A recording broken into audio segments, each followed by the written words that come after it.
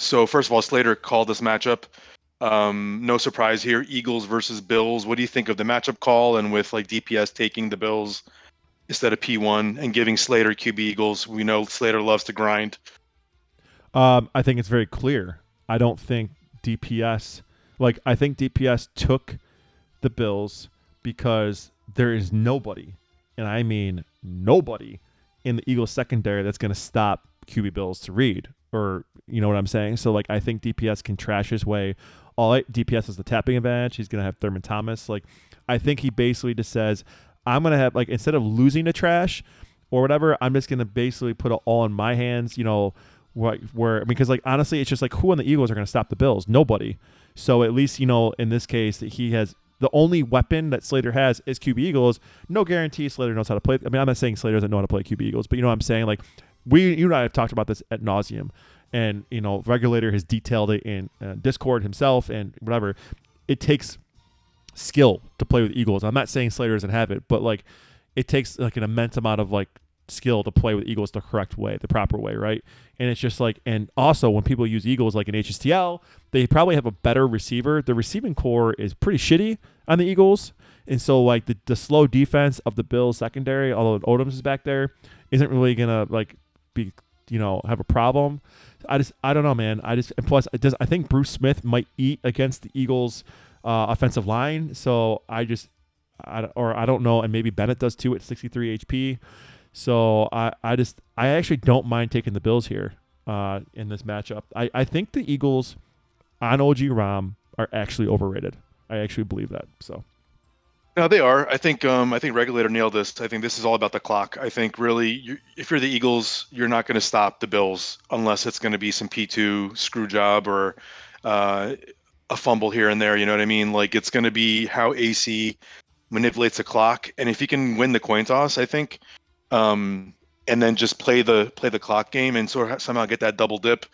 That'll give them a really good chance to win this game because they're not going to stop the Bills, and Slater's good enough with QB Eagles and with that scrambling QB to really try to manipulate the clock as best as possible to keep this close, keep it within one possession game, and then try to see what happens from there. But yeah, I mean I'm not shocked by this call by Slater. I thought it was a great call.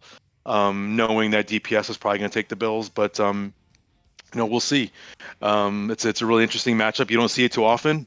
I don't think I've seen an Eagles Bills in probably a few Thunderdomes a long time, and in a big game like this, and with these styles of play, and with DPS being the top dog right now, I think it's the right call instead of going like San Francisco, Houston, or something like that. Like, do you think this is the better call than like San Francisco, Houston? Because that's like typically what you would see against, someone like DPS. Well, my question here is for Slater, and so if you're reading the chat at all, DPS had such a good matchup call. I messaged Regulator asking him what to do, and I guess the question is, right? If you're Slater, what do you hope for in this matchup? Do you hope that he picks the team instead of player one? Do you hope he takes the Bills and so you get player one and Eagles? Like, I don't know. I'm not really sure what what you hope for, and like I don't. So like, it's a win-win. I mean, either get the QB Bills as player one, or you get QB Eagles. You know what I mean? Like, it's to him, I think winning that toss and like knowing that he's probably gonna get player one in this call like is great for him, because whatever the decision is, I think so I guess the question is, do you pick player one? Like, is that like, was that the DPS error, and do you think that like player one, no matter which team, is better than having either team at player two? Yeah, maybe. I think if I was him, I probably would have taken player one, knowing that you'll get QB Eagles as player one, and like have to deal with the Bills. But again, P2 screw, like things like that. But I don't know. It's tough. I mean, he can answer better than I can. He's the best player we have right now. But yeah, it should be an interesting matchup here. So Slater said he was taking P2 Bills if DPS took player one. So basically, he was hoping for the Bills and thought maybe the lure of QB Eagles would be DPS's downfall. I'm gonna say this, like, I think if he's playing Regulator, I think if he's playing Gats, Gats in his prime, or if he's playing maybe it's those two guys, so the two of them on my head right now. I feel like they're prime Nas. No, I would say those two, because I've seen Regulator and Gats play with Eagles so many times at Tundra, And I'll just say, like, I think it's one of those two guys. They're probably taking QB Eagles. Like, I think what Slater was trying to do was trying to lure DPS into taking QB Eagles so he could have Bills on the P1 side. You know what I'm saying? Maybe he would. I mean, obviously he said in the chat he was hoping for. He said he would have taken the Bills as player 2. So I mean, honestly, in a perfect world, he'd be getting Bills player 1. So in any event, I just don't know. I mean, I've only seen DPS play with QB Eagles once. I mean, he had a good season with them, but like. It's what we've kind of talked about. It takes like some skill to use QB Eagles, so maybe DPS didn't feel as comfortable with QB Eagles as he might with other stuff. But interesting to see DPS play with a trash team with just the ability that they had to be trash, when it comes to like get the trash.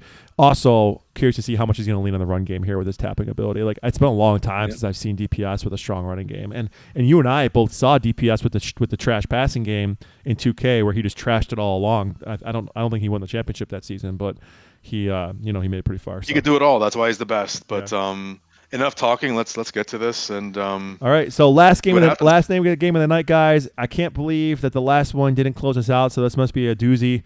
We got Slater's the Eagles versus DPS as the Bills. Let's go.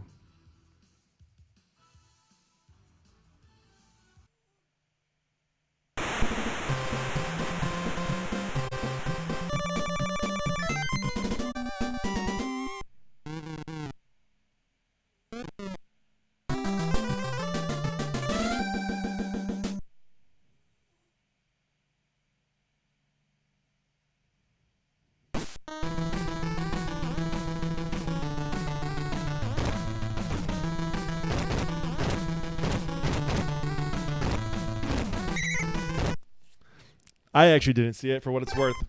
Just clicked the wrong button. I go real quick and then go back to this, because there's music in the background. It drives me nuts.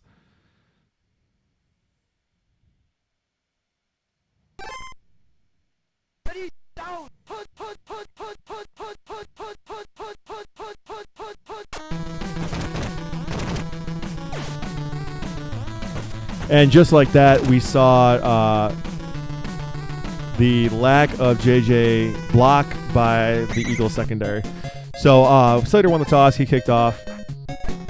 And I made a quick boo-boo there, but hopefully no one saw it, or most people didn't see it. So here we go.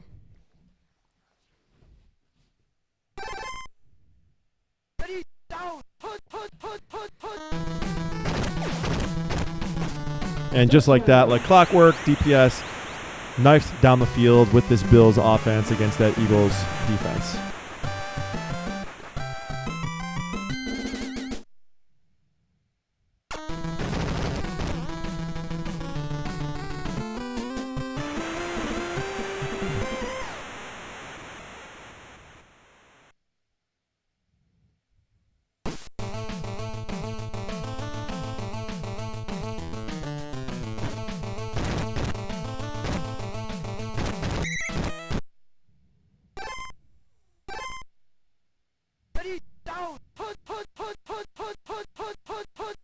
Let's see what Slater can do with QB Eagles.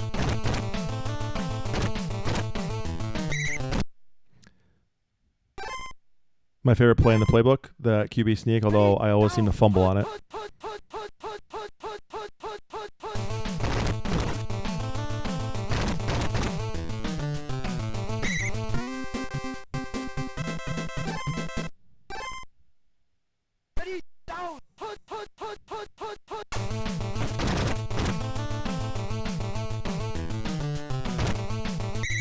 And somehow Slater doesn't get away from the drones there of the Bills and get sacked. And that's what I was kind of talking about in the pregame, that sometimes it just takes a lot of skill to maneuver with Eagles. I don't know, when the one time I had QB Eagles in HSTL, I actually used the all blitz ROM to practice on the pick plays, because obviously you're calling a lot of pass plays, and so you want to scramble around and still try to make positive plays from that. And so I will say that kind of helped me immensely. Granted, I'm by no means a QB Eagles expert or being good at it, so. But you have to really just almost keep an eye down the field while also knowing, nice help tackling there, while also knowing where the drones are around you behind the line of scrimmage.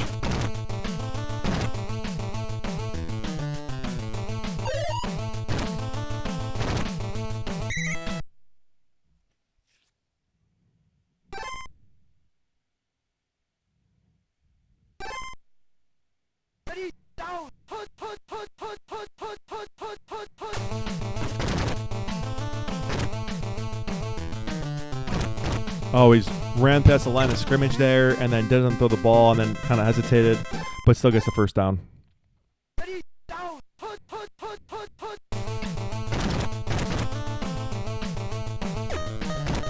Oh, so Tally with the rare JJ whiff.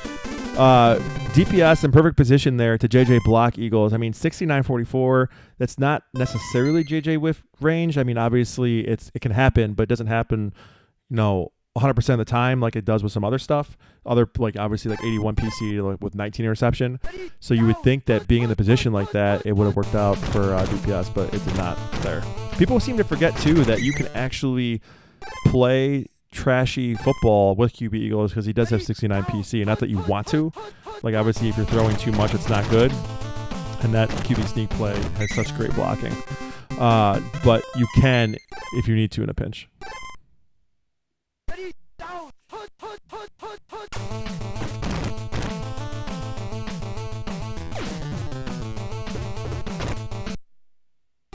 And of course, then it gets JJ blocked there at the line. Condition check real quick. Kevin Williams in good, but other than that, and Barnett in bad, but nothing else really to note here for the Eagles. Oh, and Slater using that blocker to perfection to basically drone popcorn DPS there.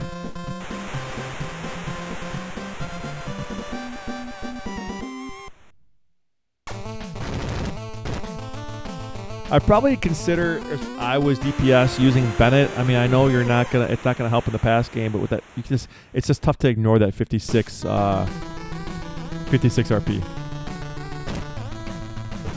It's also always a surprise when Bruce Smith is not getting into the backfield because he should be popcorning Mike Shad regularly.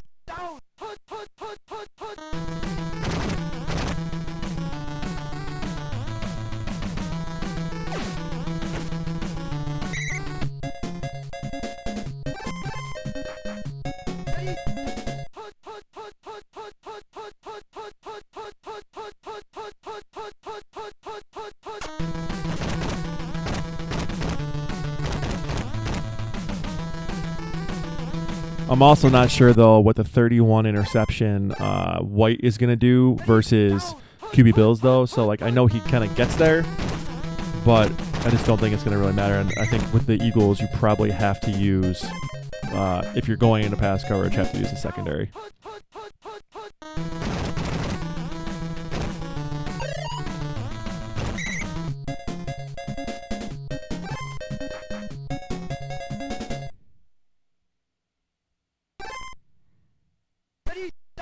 Big drive here by DPS. Don't really want to let Slater have the eventual double dip.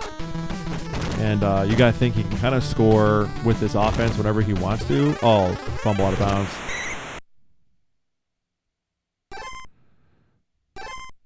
But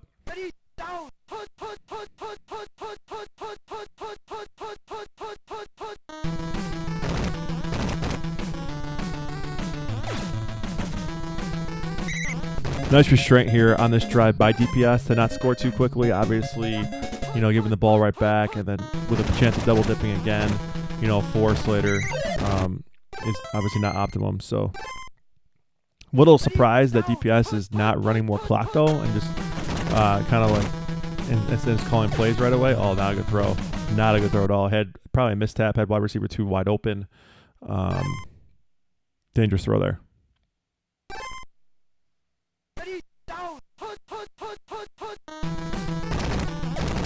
Nice throw there.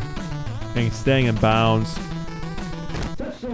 I think that'll run too much clock. I believe, Singletary is in bad, so his kick returner is only 19 MS. I don't think he'll have enough time to get out of bounds, out of the end zone, assuming this is a full bar kick.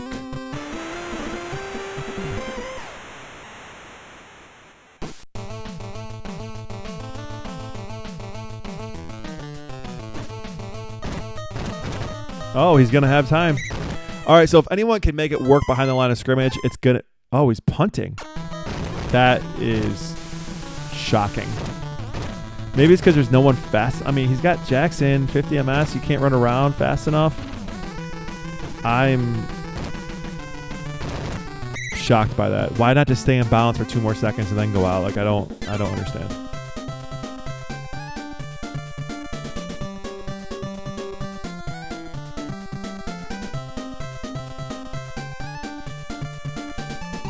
I feel like you just grapple Bruce then and just deal with. I don't know. So interesting.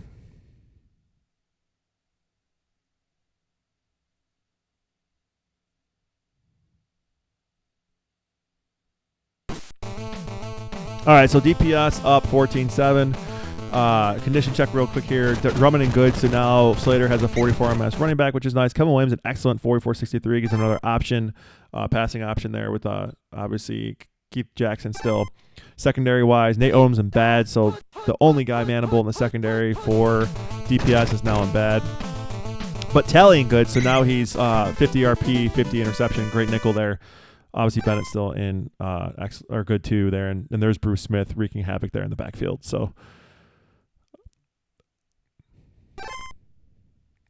I wonder if DPS is gonna just want to put Jamie Mueller in just for the 100 HP because we just know that he can move the ball with 38 MS anyway, and you just kind of just start like throwing people to the side. I mean, there's only 2 people on the whole Eagles defense. Oh, I'm sorry. 3? Oh, Joyner. There's 3 people. So there's only 3 of 8. Nice first down there by Slater. Staying in bounds to get the extra yard he needs. There's only 3 people on the whole Eagles defense that does not get popcorn by Mueller.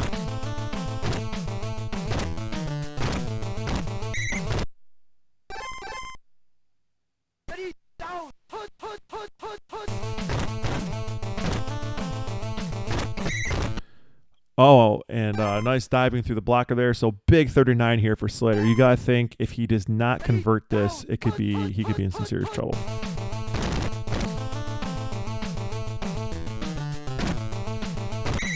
And think short yard. Oh, gets it. Barely gets it. Taking a lot of tackles in bounds.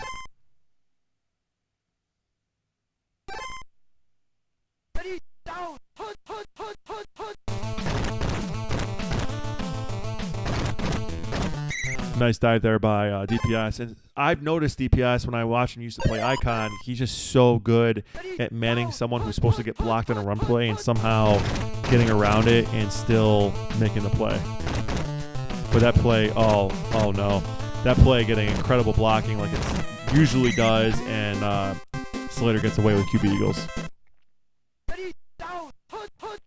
I actually expected Slater to run more with Drummond at 44 MS, but not that he should or shouldn't. It's just I expected him to use Drummond more once he ticked up on speed.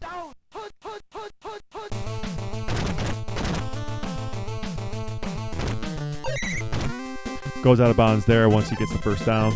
And a really strong drive here by Slater. This is kind of like the grinding drive that you kind of expect from Slater with QB Eagles. Something I probably should have said is I believe Slater had Lamar Jackson in 2K, which is like QB Eagles light in the 2K league, so he does have some experience with this type of player.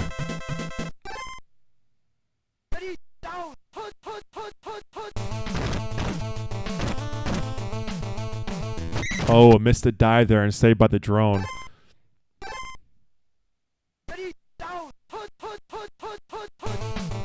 Everybody open. Gets a diving throw. Great drive there by Slater. Just, very precise. Got exactly the yardage he needed regularly. Obviously no fumbles, although he did stay in bounds a whole bunch. And just really nice, really well done by Slater there.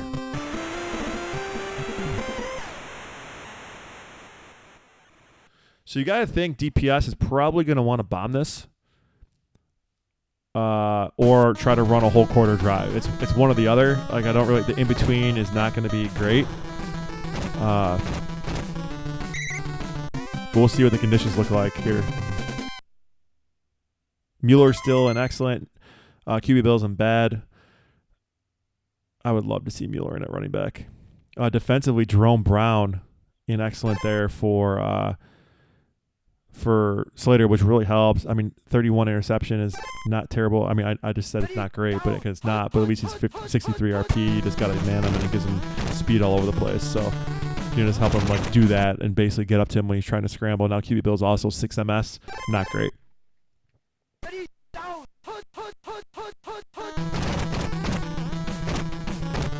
Ooh, nice run there.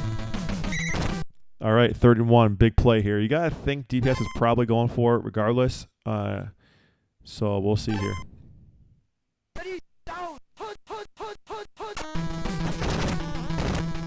Everyone open. Taking the easy yardage though, because obviously, so DPS decide to milk the clock and try to win the game at the end instead of trying to go for a quick score here, seemingly, and winning the game. And just trying to play the clock in his favor. I will say that this 3rd and 13 is huge. Also, with Jerome Brown and excellent, you just got to think he could easily block a field goal as well by Norwide. Yes, I'm still bitter about Super Bowl 25. Ooh, Reed open. Going to bomb it to Reed. Hope for the best. Here we go. And he gets the quick score. So now basically the pressure is on Slater. You know, does he try to score quick? Does he just kind of march on the field and hope for a coin toss in overtime? Or like, what's he going to do here? Obviously, he just proved he can have a full quarter drive. Conditions now are as good or better than they were for him before, although DPS has Kirby Jackson and good. I think Kirby Jackson wasn't good before.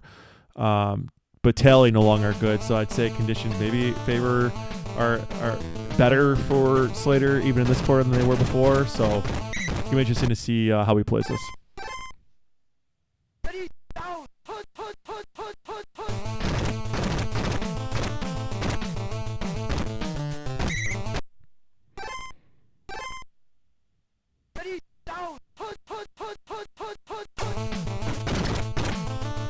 Bruce Smith is all over the place. Nice little crosser there by Slater. But so now, if you're Slater, you don't want to score too quick because you're just going up against QB Bills again on a back and B to Reed. DPS has already showed he's got that timing down.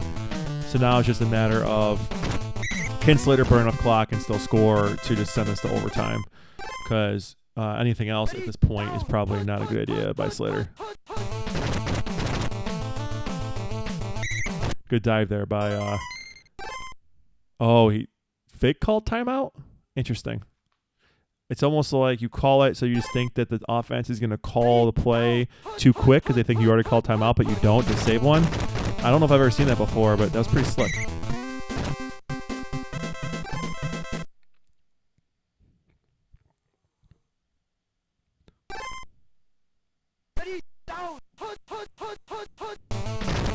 Oh, finally gets the QB4, the run 4 play call. And now he's calling, because of the play, he's calling the play quickly. Slater calling that play way too quick. No one's open. Getting chased around all over. Oh, he's going to, and gets finally by Odoms. Odoms 38 RP in bad. So now it's just basically a JJ, right? Like a JJ in the end zone or a quick throw or hot route or something at this point. And there it is. And he gets it.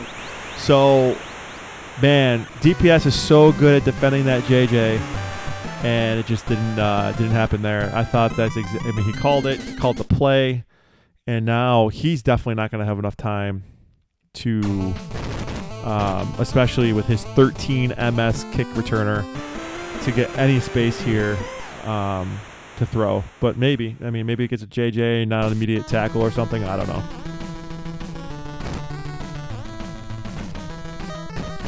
Really thought he had the spot there. So I don't think he's gonna. I don't think Slater would blitz with Brown here. I just don't see it happening. Maybe if he popcorns someone, he might try that, and then try to gang tackle. But that is dive too quickly. I mean, Reed and Chalmers both at 63 MS. There's enough time. Or, if he can buy enough time back there, maybe he could get the ball off.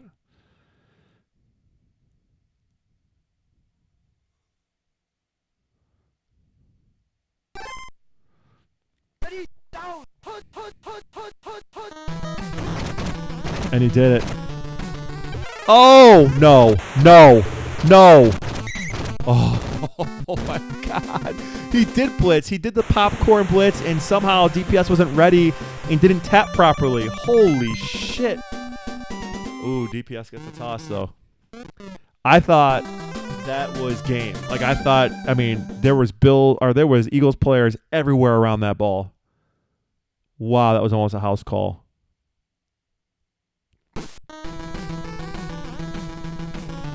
Honestly, if I'm DPS at this point, I'm just bombing it. I mean, you've got Reed and Good, 75 to 75. Just bomb it and get out of here.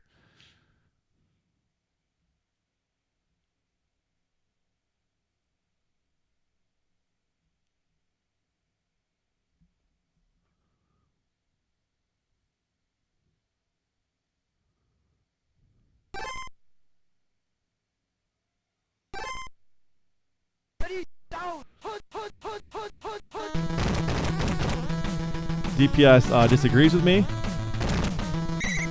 and but gets a first down there.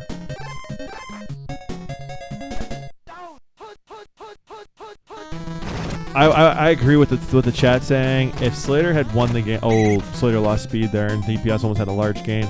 If Slater had won on that fumble by blitzing, popcorning, having it working, not bouncing off, and then blitzing, and then doing a fumble return walk off as time expired, that would be one I don't think I've seen ever in that regard, just with someone who out taps you.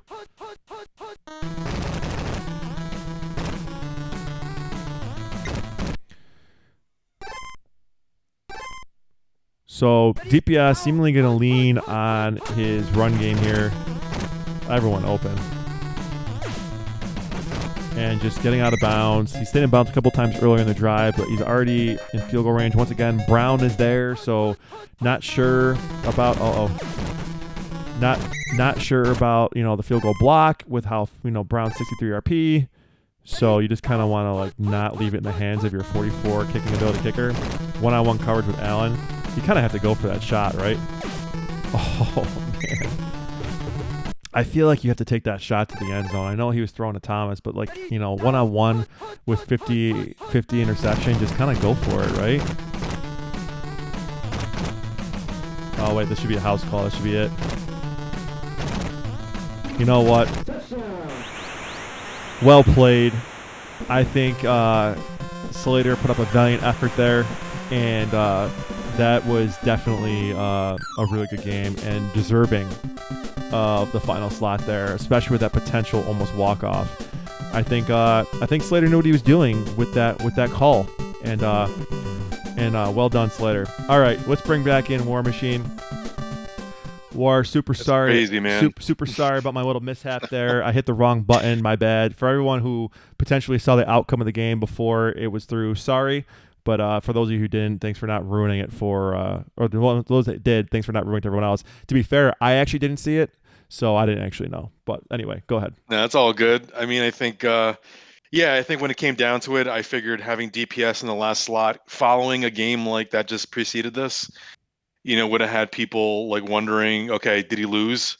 And with that ending, I just felt like it was the right move to put it as the last game, especially following that third game. But then, of course, you fucking blew it by showing half the stream the result, but it's all good. But credit to I'm gonna blame you for this one, because I remember after the first game, guys. So I just so you guys know, I'm sharing my screen, or I'm sharing the PowerPoint with War, so we can be real time. He's like, "Oh, stop the music, go to this other slide, because then if the music will stop." And so I'm gonna blame War, because of War was on the results slide before the game was over. So anyway, go ahead. It's all good. But back to the game. But yeah, man, Slater played great. I think he did exactly what he needed to do.